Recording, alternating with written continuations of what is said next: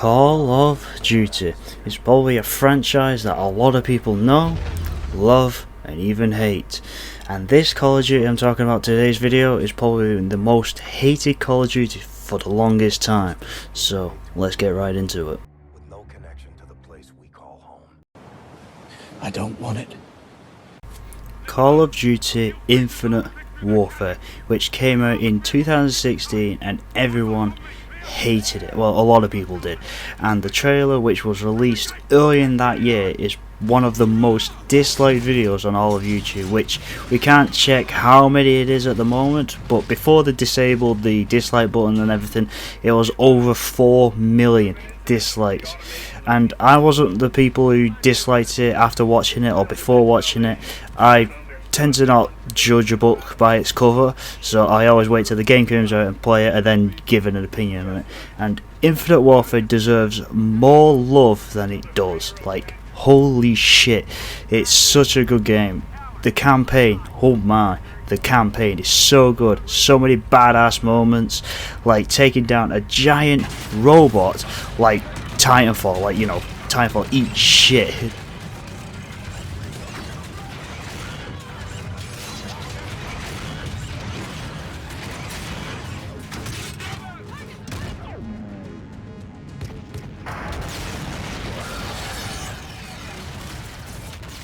These cutscenes look so good, like better than the Call of Duties we get now. Like the Call of Duties we have now is like look like cartoons to me, but the campaign in this is so fucking good. The character you play as Reyes, and you get to also see your character's face throughout the cutscenes, which I say that's a great addition because you build the character better that way. It's just you get to see the character's face and the character interacting with the others, and instead of being locked into the first-person cameras. Like, I get it, yeah, it's an FPS, but within the cutscenes, it doesn't matter. It's just like show like a movie. It's just like that's what a cutscene is meant to be about.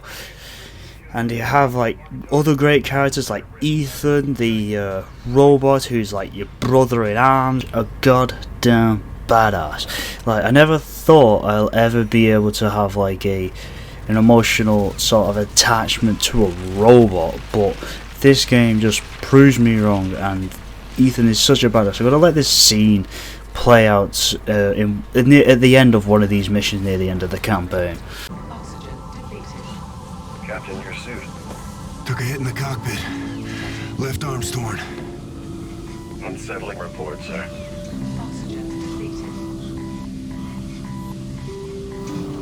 Captain, I can't stop it.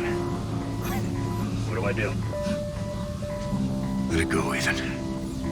I can't, sir. You're my commanding officer, Captain. My mission is you. Who says? Oh, I'm hardware, sir. Ultimately expendable. No.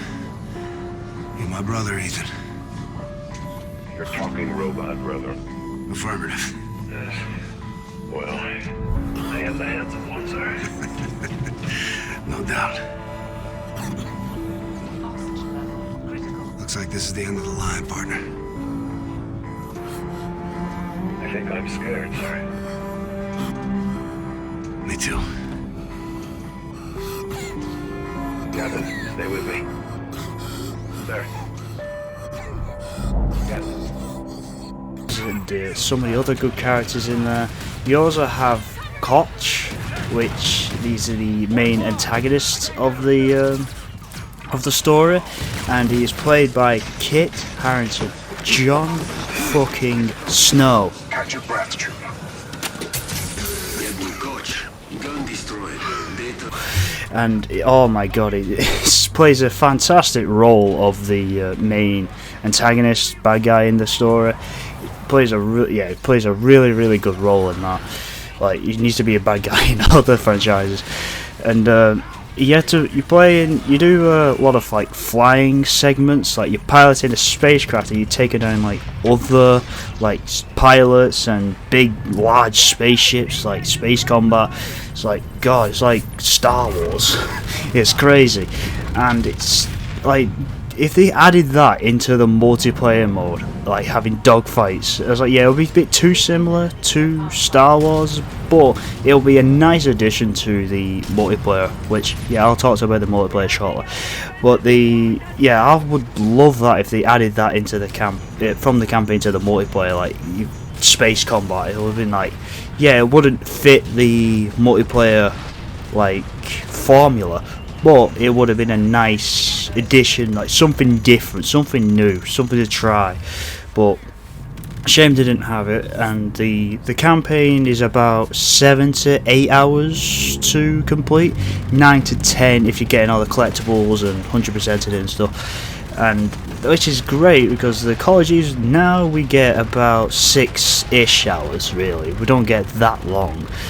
So yeah, the campaign is so good. I highly recommend buying the game just for the campaign alone. It's dirt cheap now, the game, because it's fucking few years old now, so you can probably get it for like, I don't know, but really cheap anyway.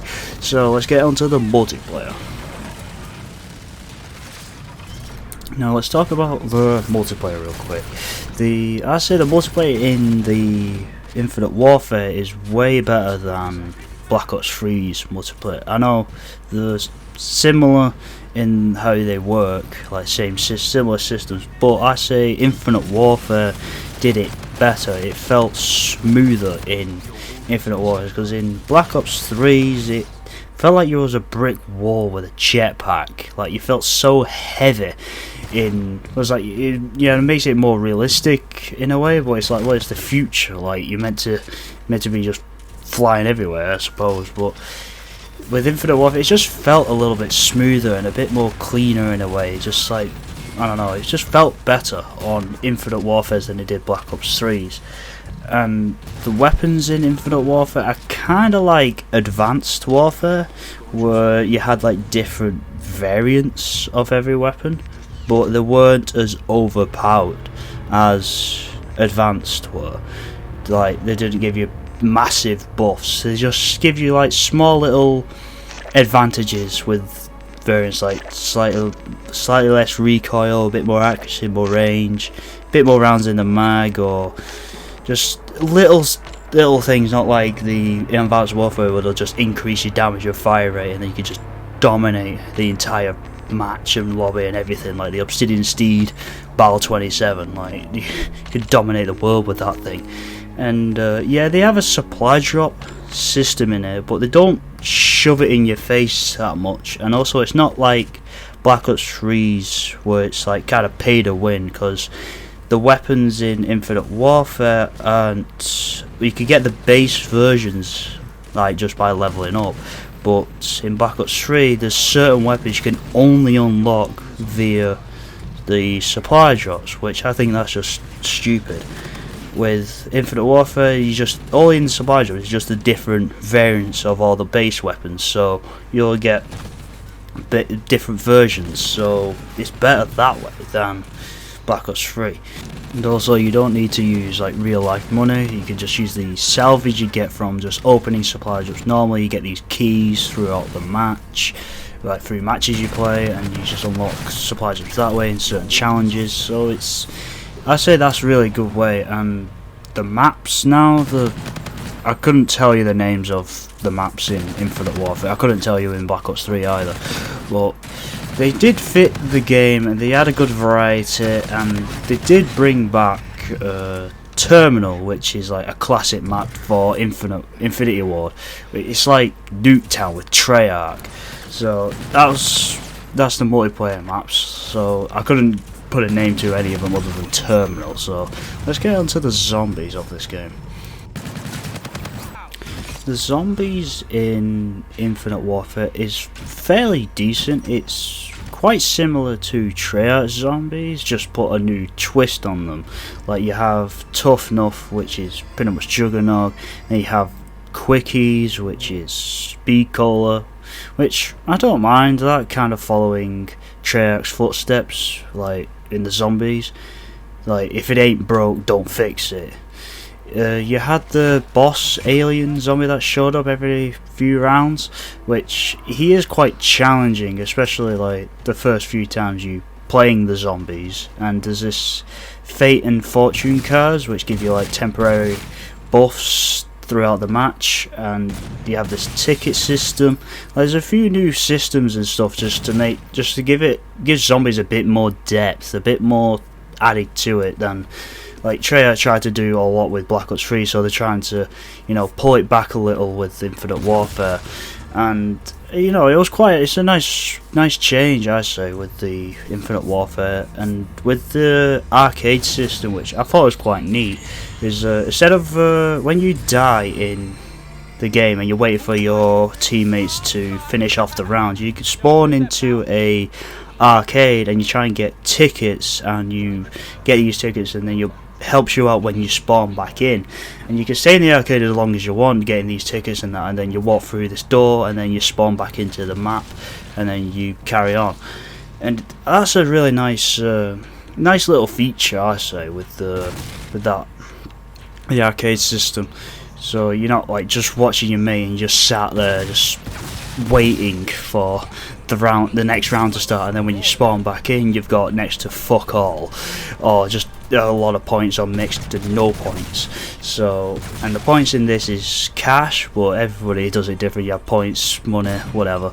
And honestly, it's a nice little change. I like the zombies in this. It's different vibe, and it's got the new, like a specific, like an 80s sort of feel to it, and it's, you know, it's a bit different from the campaign where it's mad futuristic, and then you go to the zombies where it's just like an old school classic type of feel to it.